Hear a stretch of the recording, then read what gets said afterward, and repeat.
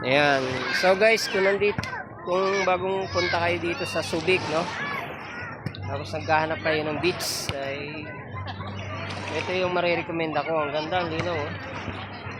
So, punta lang kayo dito sa i-google nyo lang, no? Yung Barangay Barreto.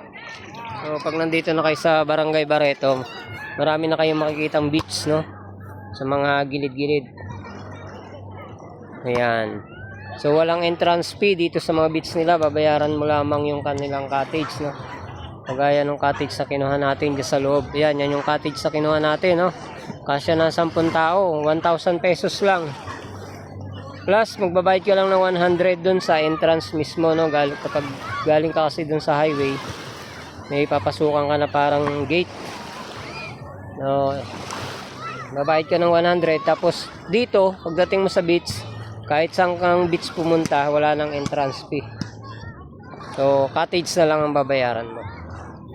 Ayun. Ang ganda ng tubig, guys. Ang linaw. Ayan, super linaw. Oh, malinis. So, night swimming tayo, night swimming.